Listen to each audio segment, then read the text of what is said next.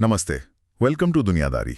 आज हम चर्चा करेंगे structure of Indian parliament and state legislatures. आज हम भारत की जो सबसे बड़ी कानून बनाने वाली संस्था है, मतलब हमारी संसद, और फिर राज्यों में जो विधानमंडल हैं, उनकी बनावट को, उनके स्ट्रक्चर को समझने की कोशिश करेंगे। आखिर ये काम कैसे करते हैं, कौन कौन लोग इसका हिस्सा होते हैं? बिल्कुल, और ये समझना बहुत जरूरी है क्योंकि हमारे लोकतंत्र की ये रीढ़ है ना? सही कहा। भारतीय संविधान में देखें तो पार्ट वी में संसद की बात है, मतलब आर्टिकल 79 से 122 तक, और पार्ट 6 में आर्टिकल्स 168 से 212 वो राज्यों के विधानमंडलों, मतलब स्टेट लेजिस्लेचर्स के बारे में बताते हैं। हाँ, और ये जानना हम सबके लिए इसलिए भी जरूरी है क्योंकि यहीं से तय होता है कि देश कैसे चलेगा, राज्यों में काम कैसे होगा, कानून कैसे बनेंगे और सरकारें कितनी जवाबदेह होंगी। एग्जैक्टली। तो चलिए कोशिश करते हैं इसे आसान भाषा में समझने की। पहले केंद्र की बात करें, संसद से शुरू करते हैं। Okay, let's unpack this. हाँ बिल्कुल, तो संविधान का आर्टिकल 79 कहता है कि भारत की संसद के 3 हिस्से हैं। 3? कौन कौन से? राष्ट्रपति यानी प्रेसिडेंट, राज्यसभा यानी काउंसिल ऑफ स्टेट्स, और लोकसभा यानी हाउस ऑफ द पीपल। इन तीनों को मिलाकर ही संसद बनती है। अच्छा, ये दिलचस्प है। राष्ट्रपति तो मतलब किसी सदन के सदस्य नहीं होते ना, तो फिर वो संसद का एक अभिन्न अंग, एक इंटेग्रल पार्ट कैसे हुए? Here's where it gets really interesting. हाँ, ये बहुत अच्छा सवाल है। देखिए, संसद का सबसे मुख्य काम क्या है? कानून बनाना। हाँ, लेजिस्लेशन। तो कोई भी बिल, मतलब विधेयक, जो दोनों सदनों से पास हो गया, वो कानून तभी बनेगा जब प्रेसिडेंट उस पर अपनी सहमति देंगे, जिसे कहते हैं असेंट। ये आर्टिकल 111 में है। इसके बिना वो बिल कानून नहीं बन सकता। अच्छा, तो प्रेसिडेंट की सहमति लेजिस्लेटिव प्रोसेस का एक अनिवार्य हिस्सा है, फाइनल स्टेप है एक तरह से। बिल्कुल। और भी भूमिकाएं हैं, जैसे राष्ट्रपति ही दोनों सदनों का सत्र बुलाते हैं, समन करते हैं और सत्रावसान मतलब प्रोरोग भी करते हैं। अच्छा।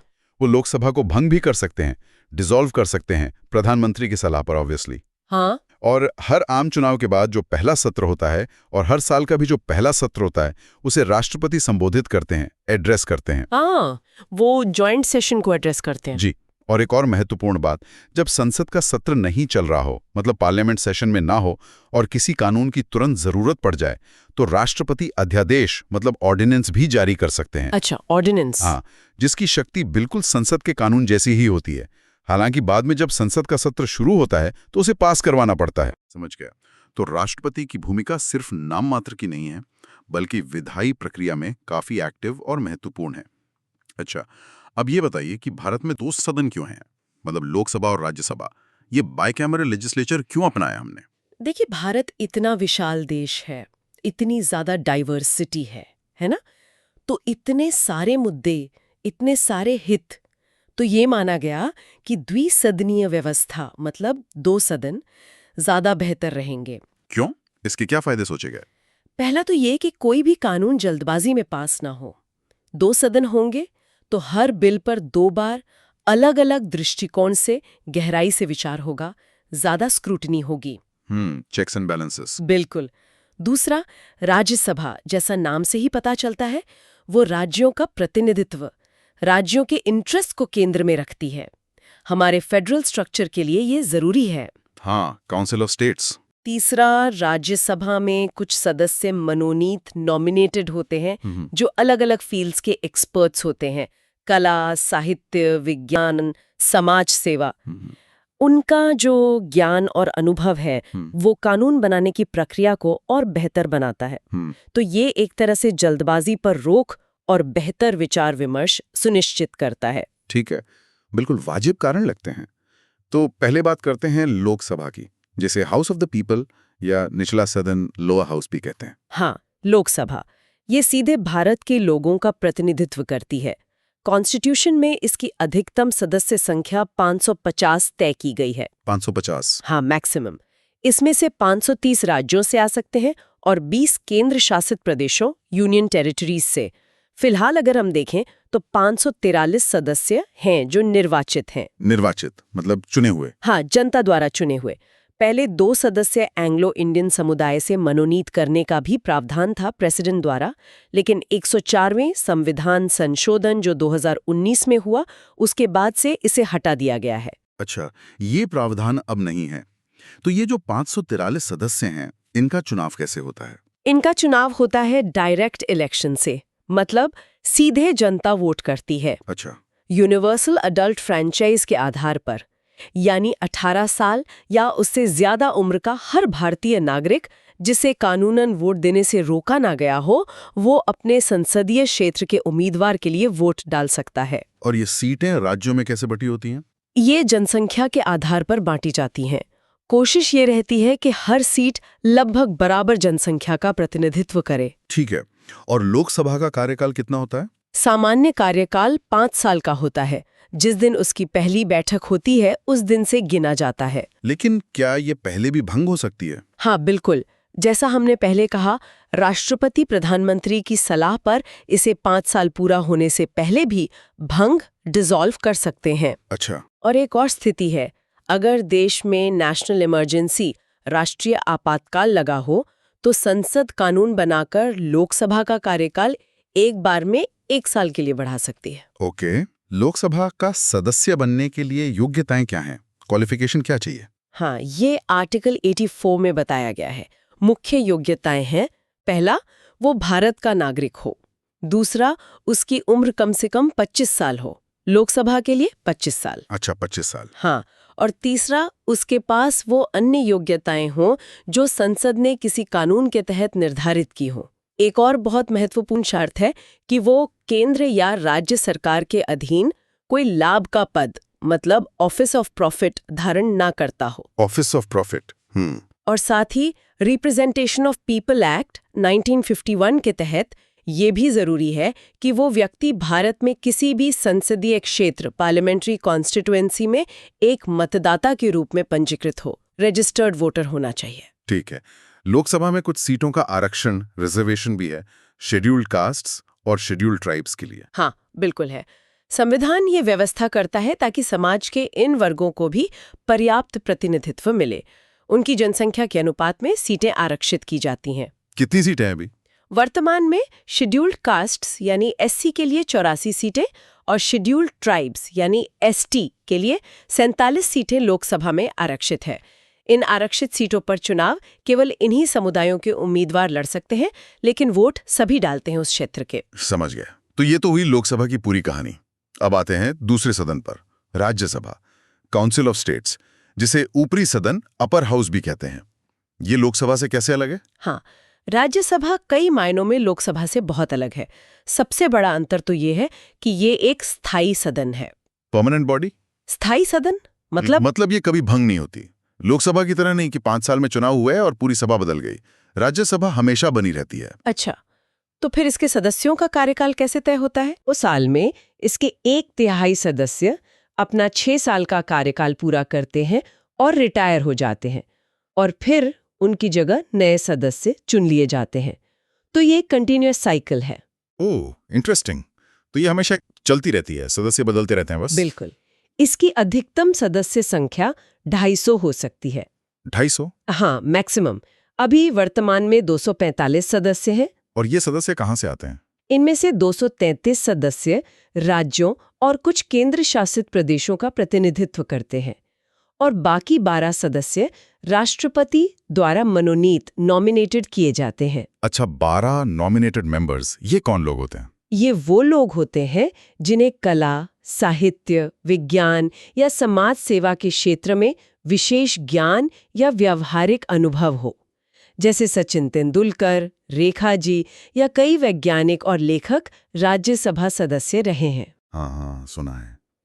अच्छा, तो वो जो 233 सदस्य हैं जो राज्यों और केंद्र शासित प्रदेशों से आते हैं, उनका चुनाव कैसे होता है? क्या उन्हें भी जनता सीधे चुनती है लोकसभा की तरह? नहीं, उनका चुनाव डायरेक्ट नहीं होता, इनडायरेक्ट होता है। इनडायरेक्ट कैसे? राज्यों की जो विधानसभाएं होती हैं, स्टेट लेजिस्लेटिव असेंबलीज, उनके चुने हुए सदस्य मतलब एमएलएज, वो लोग राज्यसभा के सदस्यों को चुनते हैं।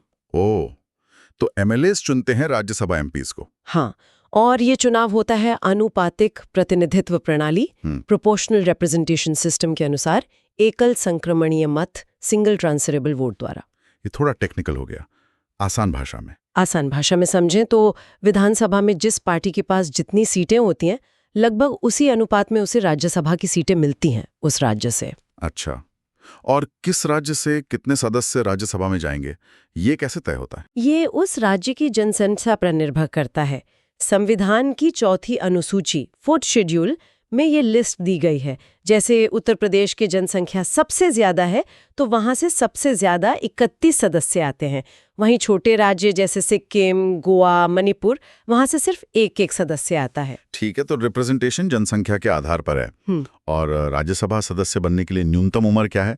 लोकसभा के लिए 25 थी, राज्यसभा के लिए न्यूनतम उम्र 30 साल है। 30 साल, ओके। हाँ, बाकी योग्यताएं वैसी ही हैं जैसे भारत का नागरिक होना, कोई लाभ का पद धारण न करना वगैरह।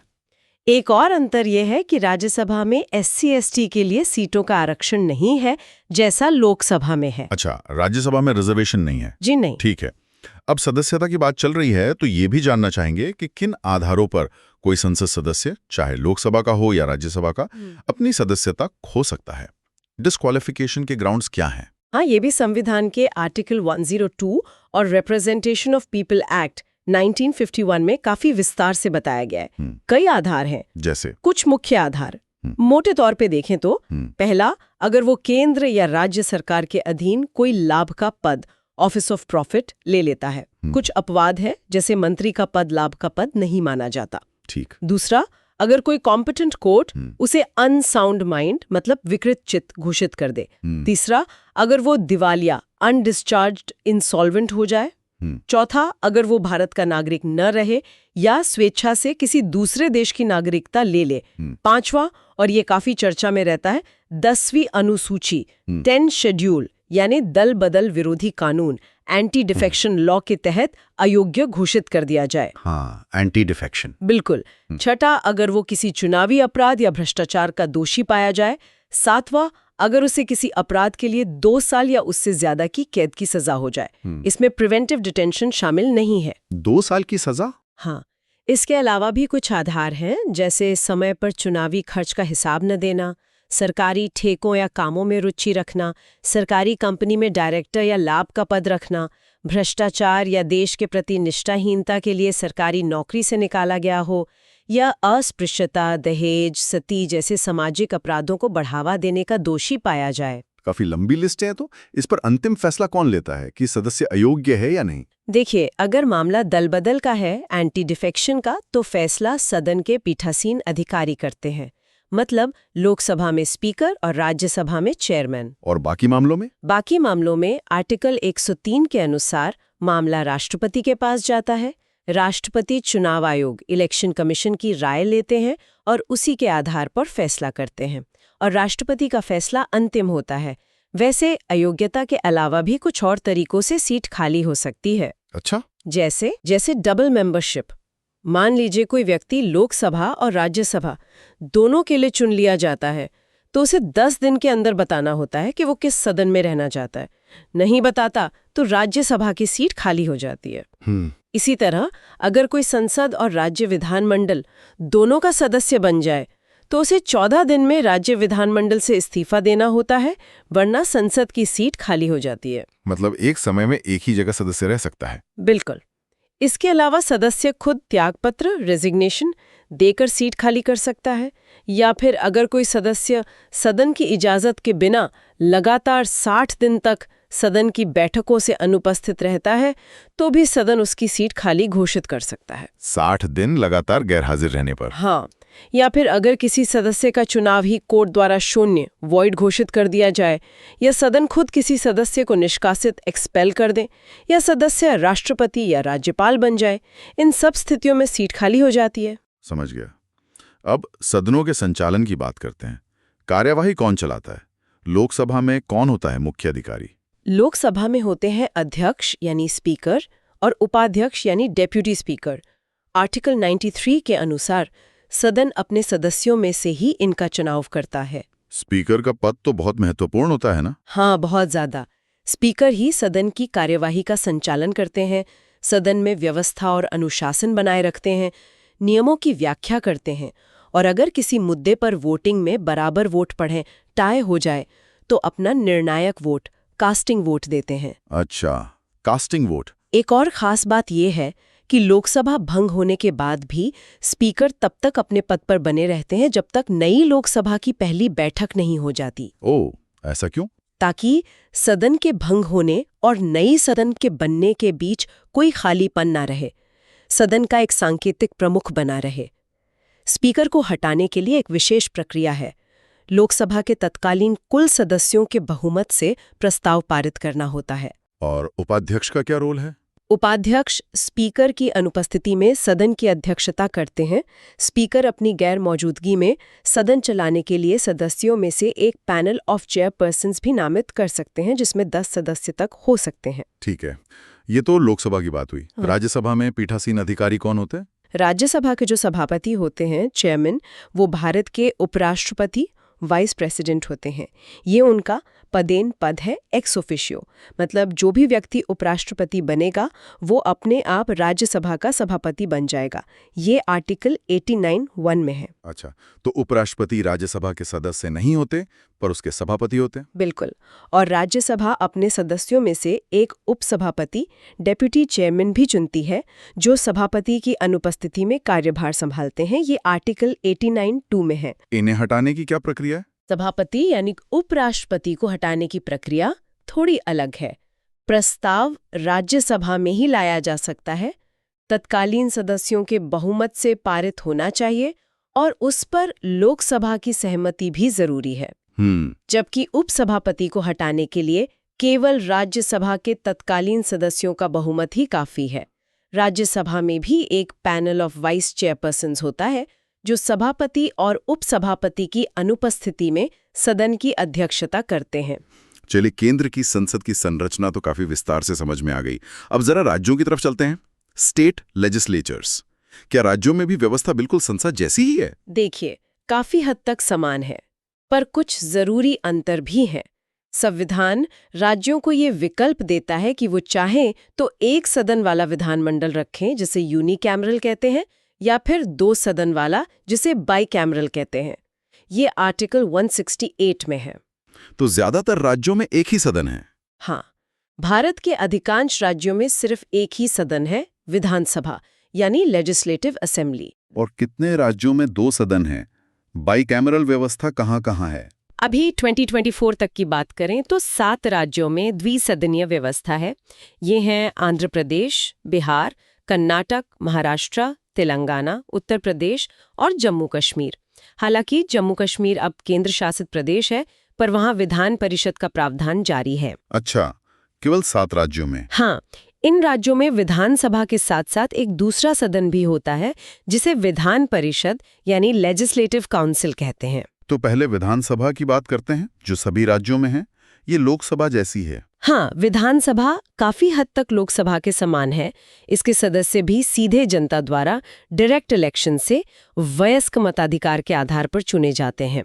सदस्य संख्या आमतौर पर 500 से ज्यादा नहीं हो सकती और 60 से कम नहीं हो सकती। ये आर्टिकल 170 में है। 60 से 500 के बीच? हाँ, हालांकि कुछ छोटे राज्य हैं जैसे गोवा, सिक्किम, मिजोरम, जहां सदस्य संख्या 60 से भी कम है। उनके लिए विशेष प्रावधान है। कार्यकाल सामान्यतः 5 साल का होता है, लेकिन राज्यपाल इसे पहले भी भंग कर सकते हैं, मुख्यमंत्री की सलाह पर। सदस्य बनने के लिए न्यूनतम आयु 25 वर्ष है, लोकसभा की तरह। ठीक। और यहाँ भी जनसंख्या के अनुपात में SC और ST समुदायों के लिए सीटें आरक्षित होती हैं। इसके पीठासीन अधिकारी भी अध्यक्ष, स्पीकर और उपाध्यक्ष, डिप्यूटी स्पीकर होते हैं, जिन्हें विधानसभा अपने सदस्यों में से चुनती है। बिल्कुल लोकसभा जैसा ही लग रहा है। अब आते हैं उन 7 राज्यों पर जहां दूसरा सदन भी है, विधान परिषद, लेजिस्लेटिव काउंसिल। इसकी क्या कहानी है? विधान परिषद यानी विधान परिषद ये राज्यसभा की तरह राज्य का ऊपरी सदन है।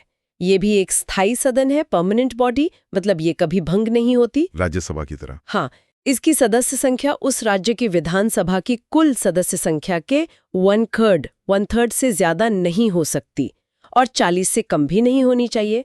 ये आर्टिकल 171 में है। अच्छा, साइज विधानसभा पर निर्भर करता है। और सदस्यों का कार्यकाल? सदस्यों का कार्यकाल राज्यसभा की तरह 6 साल का होता है और हर 2 साल में 1/3 सदस्य रिटायर होते हैं। सदस्य बनने के लिए न्यूनतम आयु 30 वर्ष है, राज्यसभा की ही तरह। 30 साल, ठीक है। अब सबसे पेचीदा सवाल, इनका चुनाव कैसे होता है? ये तो सुना है काफी कॉम्प्लिकेटेड है। हाँ, इसका चुनाव अप्रत्यक्ष इनडायरेक्ट होता है और काफी मिला-जुला तरीका है। सदस्य कई अलग-अलग स्रोतों से आते हैं। अच्छा, कैसे? देखिए, कुल सदस्यों में से लगभग 1/3 सदस्य उस राज्य की विधानसभा के सदस्य चुनते हैं, MLAs चुनते हैं। लगभग 1/3 सदस्य स्थानीय निकायों जैसे नगरपालिकाएं, जिला बोर्ड, इनके सदस्य चुनते हैं। लगभग 112 सदस्य राज्य के पंजीकृत स्नातक ग्रेजुएट्स चुनते हैं, जिन्हें स्नातक हुए कम से कम 3 साल हो गए हों। लगभग 112 सदस्य माध्यमिक स्कूलों या उच्च शिक्षण संस्थानों में कम से कम 3 साल से पढ़ रहे शिक्षक चुनते हैं। टीचर्स और ग्रेजुएट्स भी चुनते हैं? हाँ, ये तो अनोखा है। हाँ, और बाकी बचे लगभग 16 सदस्य राज्यपाल द्वारा मनोनीत किए जाते हैं। ये वो लोग होते हैं जिन्हें साहित्य, विज्ञान, कला, सहकारी आंदोलन या समाज सेवा का विशेष ज्ञान या अनुभव हो। तो ये तो बहुत ही विविध किस्म की कॉम्पोजिशन हो गई। इसके पीठासीन अधिकारी कौन होते हैं? इसके पीठासीन अधिकारी सभापति, चेयरमैन और उपसभापति, डेप्यूटी चेयरमैन होते हैं, जिन्हें परिषद अपने सदस्यों में से ही चुनती है। यहाँ उपराष्ट्रपति वाला सिस्टम नहीं है। समझ गया। अच्छा, क्या राज्य खुद तय कर सकते हैं कि उन्हें विधान परिषद चाहिए या नहीं, या इसे खत्म करना चाहें तो कर सकते हैं? हाँ, बिल्कुल। आर्टिकल 169 में इसकी प्रक्रिया दी गई है। अगर किसी राज्य की विधानसभा अपनी कुल सदस्य संख्या के बहुमत, एब्सोल्यूट मेजॉरिटी, और उपस्थित व मतदान करने वाले सदस्यों के कम से कम 2/3 बहुमत, स्पेशल मेजॉरिटी से एक प्रस्ताव पारित करती है, तो संसद, पार्लियामेंट कानून बनाकर उस राज्य में विधान परिषद बना सकती है, या अगर पहले से है तो उसे समाप्त कर सकती है। तो फाइनल फैसला संसद का होता है राज्य के प्रस्ताव पर? हाँ, और इसे संविधान संशोधन नहीं माना जाता, ये साधारण कानून से हो जाता है। जैसे हाल ही में आंध्र प्रदेश ने अपनी विधान परिषद को समाप्त करने का प्रस्ताव पारित किया था। वहीं राजस्थान, असम, ओडिशा जैसे कुछ राज्य इसे बनाने पर विचार कर रहे हैं। ये तो काफी फ्लेक्सिबिलिटी है राज्यों के पास। अब अगर हम संसद और राज्य विधानमंडलों की शक्तियों की तुलना करें तो क्या मुख्य अंतर है, खासकर कानून बनाने की शक्ति में? हाँ, शक्तियों का विभाजन संविधान की 7वीं अनुसूची में 3 सूचियों के माध्यम से किया गया है: यूनियन लिस्ट, स्टेट लिस्ट और कॉन्करेंट लिस्ट। हाँ, ये सूचियां। संसद पूरे देश के लिए यूनियन लिस्ट और कॉन्करेंट लिस्ट पर कानून बना सकती है। राज्य विधानमंडल अपने राज्य के लिए स्टेट लिस्ट और कॉन्करेंट लिस्ट पर कानून बना सकते हैं। कॉन्करेंट लिस्ट पर तो दोनों बना सकते हैं, अगर टकराव हो तो? अगर कंकरेंट लिस्ट के किसी विषय पर संसद और राज्य विधानमंडल दोनों के कानूनों में टकराव होता है तो संसद का कानून ही मान्य होता है। और जो विषय इन तीनों लिस्ट में कहीं नहीं है, जिन्हें अवशिष्ट शक्तियां, रेजिड्यूरी पावर्स कहते हैं, वो संसद के पास है। ठीक है। वित्तीय शक्तियां, फाइनेंशियल पावर्स में क्या स्थिति है? वित्तीय मामलों में, जैसा हमने पहले भी जिक्र किया, निचले सदन यानी लोकसभा और विधानसभा ज्यादा शक्तिशाली हैं। कोई भी मनी बिल केवल इन्हीं सदनों में पेश किया जा सकता है। राज्यसभा या विधान परिषद धन विधेयक को अस्वीकार नहीं कर सकती। वो इसे अधिकतम 14 दिनों तक रोक सकती हैं या उसमें संशोधन के लिए सिफारिशें दे सकती हैं। लेकिन इन सिफारिशों को मानना या ना मानना निचले सदन पर निर्भर है। तो पैसे के मामले में लोकसभा और विधानसभा की ही चलती है? बिल्कुल। बजट भी निचले सदन में ही पेश होता है और सरकार जो पैसा खर्च करना चाहती है उसकी मांगें यानी डिमांड्स फॉर ग्रांट्स भी वहीं स्वीकृत होती हैं। और सरकार पर नियंत्रण, एग्जीक्यूटिव कंट्रोल के मामले में? यहाँ भी निचला सदन ही प्रमुख है। केंद्र में मंत्रिपरिषद, काउंसिल ऑफ मिनिस्टर्स सामूहिक रूप से लोकसभा के प्रति उत्तरदायी होती है और राज्यों में राज्य की मंत्रिपरिषद विधानसभा के प्रति। सरकार तभी तक सत्ता में रह सकती है जब तक उसे निचले सदन का विश्वास हासिल हो। अविश्वास प्रस्ताव, नो कॉन्फिडेंस मोशन भी केवल लोकसभा या विधानसभा में ही लाया जा सकता है। तो ऊपरी सदन का रोल सरकार बनाने या गिराने में नहीं है? सीधे तौर पर नहीं। अच्छा, साधारण विधेयकों ऑर्डिनरी बिल्स के मामले में एक महत्वपूर्ण अंतर है संसद और राज्य विधानमंडलों के बीच। वो क्या? संसद में अगर किसी साधारण बिल पर लोकसभा और राज्यसभा में सहमति नहीं बन पाती, डेडलॉक हो जाता है, तो राष्ट्रपति दोनों सदनों की संयुक्त बैठक जॉइंट सिटिंग बुला सकते हैं। आर्टिकल 108। हाँ, जॉइंट सिटिंग। इसमें क्योंकि लोकसभा की सदस्य संख्या राज्यसभा से लगभग दोगुनी होती है, तो आमतौर पर लोकसभा की बात ही मानी जाती है। लेकिन राज्यों में विधानसभा और विधान परिषद के बीच असहमति होने पर जॉइंट सिटिंग का कोई प्रावधान नहीं है। तो फिर क्या होता है राज्यों में? विधान परिषद किसी साधारण बिल को ज्यादा से ज्यादा 4 महीने तक रोक सकती है, पहली बार में 3 महीने, और अगर विधानसभा उसे दोबारा पास करके भेजे तो दूसरी बार में 1 महीना। इसके बाद बिल पास मान लिया जाता है। तो अंततः विधानसभा की इच्छा ही प्रबल होती है, विधान परिषद सिर्फ देरी कर सकती है। अच्छा, तो राज्यों में ऊपरी सदन की शक्ति काफी सीमित है, साधारण बिल पर भी। अब एक और चीज जो सुनते हैं, पार्लियामेंट्री प्रिविलेजेस। सांसदों और विधायकों को कुछ विशेष अधिकार मिलते हैं, ये क्या है? हाँ, इन्हें संसदीय विशेषाधिकार कहते हैं। ये सदस्यों को और सदन को सामूहिक रूप से मिलते हैं। ये इसलिए दिए गए हैं ताकि वो बिना किसी डर या बाहरी दबाव के अपना काम कर सकें, सदन में खुलकर अपनी बात रख सकें। जैसे सबसे महत्वपूर्ण है फ्रीडम ऑफ स्पीच। सदन के अंदर कही गई किसी भी बात या दिए गए वोट के लिए उन पर किसी भी अदालत में कोई कानूनी कार्रवाई नहीं हो सकती। दूसरा, प्रोटेक्शन फ्रॉम अरेस्ट। सदन की कार्रवाई के दौरान और उसके कुछ दिन पहले और बाद तक उन्हें सिविल मामलों में गिरफ्तार नहीं किया जा सकता। क्रिमिनल मामलों में ये छूट नहीं है। ये इसलिए ताकि वो सदन की कार्यवाही में भाग ले सकें? बिल्कुल, ये अधिकार सदन की स्वतंत्रता, गरिमा और प्रभावशीलता बनाए रखने के लिए जरूरी माने जाते हैं। लेकिन इन अधिकारों के साथ कुछ जिम्मेदारियां भी होंगी, आचार संहिता, कोड ऑफ कंडक्ट जैसी कोई चीज? हाँ, बिल्कुल। विशेषाधिकारों के साथ साथ सदस्यों से एक नैतिक आचरण की अपेक्षा भी की जाती है। हालांकि कोई बाध्यकारी कोड ऑफ कंडक्ट अभी पूरी तरह लागू नहीं है, पर समय समय पर नियम और परंपराएं विकसित हुई हैं।